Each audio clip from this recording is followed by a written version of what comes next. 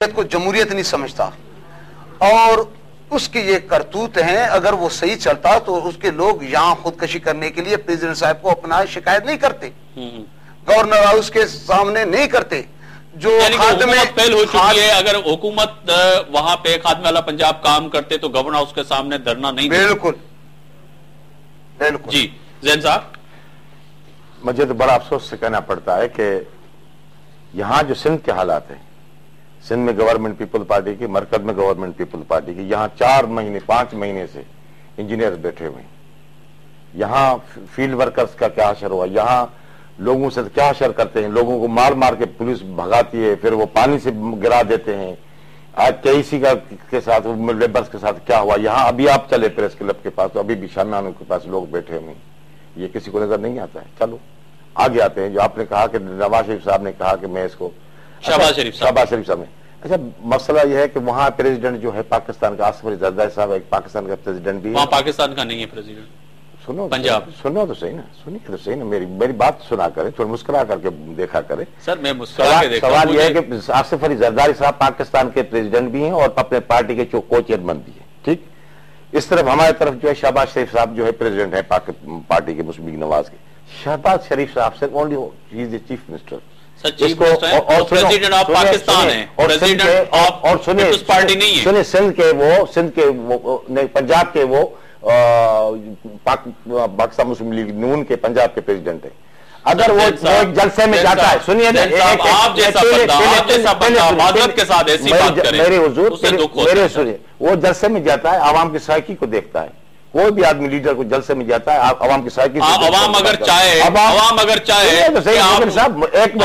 चाहे रोटी सस्ती कर ले, आप तो नहीं किया आपने। एक मिनट अभी रोटी की तरफ नहीं भागे, रोटी की तरफ नहीं, आवाम तो यही चाह रही है, आवाम तो ये नहीं चाह रही कि उसका प्रेसिडेंट खड़े होकर जलसे में प्रेसिडेंट को गाली दे दे, खड़े होकर जलसे में जो है ना एमक्यूएम को गाली दे दे, खड़े होकर जलसे में आप जो है किसी भी अरे गिरे को आप गाली दे दें, ये तो आवाम नहीं चाह रही है पाकिस्तान। आप कहते हैं कि मैं इस चीज को क्लियर करूं तो वो आप कह रहे हैं कि वहां पर वो मैं ये अर्ज कर रहा हूँ, शहबाज शरीफ साहब जलसे में गए, जलसे में लोगों की डिमांड थी कि प्रेसिडेंट को गाली दे, नहीं प्रेसिडेंट को आप सुनी पे लटकाएं, ये डिमांड थी। जो करप्शन के की है वो पैसे जो बाहर रखे गए हैं वो अलग बात है, वो अलग बात है। और जैसे आशिफ साहब ने कहा कि वो कोर्ट में साबित करे, हुकाम को खत लिखे ये डिमांड कर सकते हैं। अगर शहबाज शरीफ ने कहा कि हम इसको घसीट करके पैसे वापस लेंगे तो राजा रियाज ने कौन सा कलमा पढ़ा?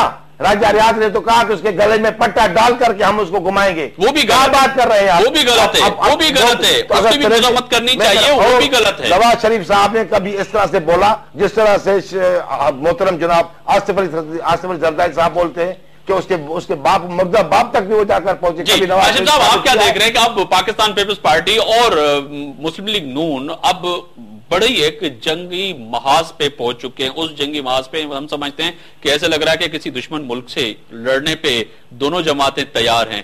अब मुर्दों और कफनों की बात हो रही है, आप क्या समझते हैं कि क्या पाकिस्तान की अवाम, जो चाहे पाकिस्तान मुस्लिम लीग नून के जलसे में हो, पीपल्स पार्टी के मुत्तहिदा कम्युनिटी या तहरीक इंसाफ या जमात इस्लामी के जलसे में हो, क्या वो यही चाहते हैं कि ये एक दूसरे पे इल्जाम तराशी करे, गालियां दें और मुल्क में जो सूरत हाल है आपके सामने?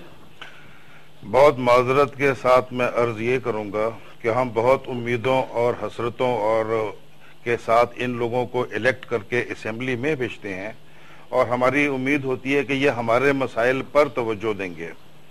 लेकिन होता ये है कि ये हमारे मसाइल को पसे पुश्त डालकर दरअसल हमसे हासिल किए हुए टैक्स पे ये इंजॉय करते हैं। गरीबों के वोट से ये इलेक्ट होते हैं, उसकी तनख्वाह ये 7,000 फिक्स करते हैं। लेकिन क्या वजह है कि ये अपने लिए 7,000 पसंद नहीं करते?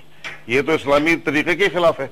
अल्लाह ताला का हुक्म यह है कि एक मुसलमान के ऊपर फर्ज है कि जो वो अपने लिए पसंद करे वही वो दूसरे के लिए पसंद करे। अगर आप जिसकी वजह से वजीर बने हैं उसके लिए तो आप कहते हैं कि 7,000 में जिंदा रहे, तो ये अपने लिए क्यों नहीं 7,000 करते?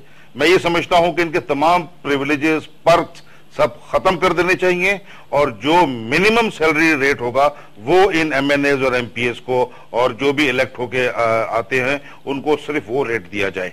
इसके बाद आप देखेंगे हर जगह इंप्रूवमेंट आएगी। अभी इनके लिए ना तो मेडिकली कोई लिमिट है, ना बैरून मुल्क जाने पे कोई है, ना इनकी कोई पूछ है, ना कोई गच है। जो टैक्स और एक इन्होंने एक पैसिव वे ऑफ अर्निंग इख्तियार किया है टैक्सेशन का, उठाओ टैक्स लगा दो, उठाओ टैक्स लगा दो।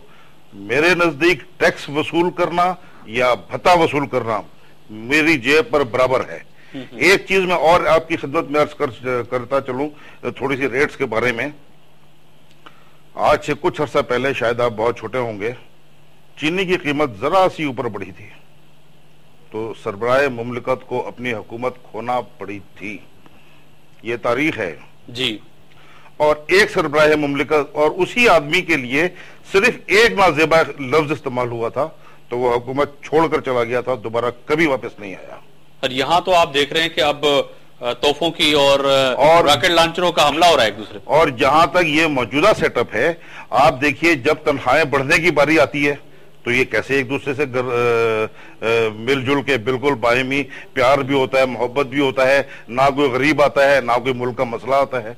इनके सामने मुल्क चलाने के लिए कोई स्ट्रेटेजी नहीं है, इनके सामने कोई प्लानिंग नहीं है। इनको ये नहीं पता है कि मुल्क को चलाने के लिए इब्तदा कहां से करनी है, इसलिए ये टाइम ज़ाया कर रहे हैं।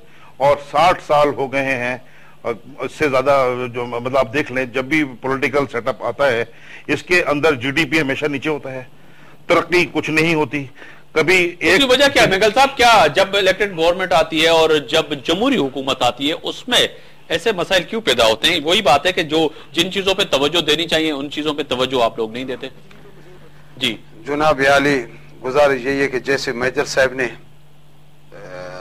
फरमाया तो आज इसी के दोस्त यही चाहते हैं हमसे कि ये इक़्तिदार में इनको बड़ा चढ़ा के एक दूसरे की गिरबान तक हाथ पहुंचे ताकि हमें मौका मिले आने की। सर इनका क्या काम है उसमें? गिरबान में राजा रियाज बयान देता है, उसको कोई मेजर तो नहीं कहता होगा। अगर राणा सनाउल्लाह कोई स्टेटमेंट देता है कोई मेजर तो नहीं कहेगा। मैं गुजारिश करूं जी, हर जमहूरियत में ऊंच नीच है, पर ऐसी ऊंच नीच मैं गुजारिश करूं, ये सवाल होगा ना, ऐसी ऊंच नीच तो, लेकिन जो जातियात पे आज आपके मुल्क बरसरे जंग में है। आज 64 साल से सुनते आ रहे हैं ना सर, हमारी अभी आने वाली जनरेशन भी यही सुनेगी कि आपका मुल्क जो है हालत जंग में है। ये जंग कब खत्म होगी? और जब तक आप अपने पड़ोसियों मुल्कों के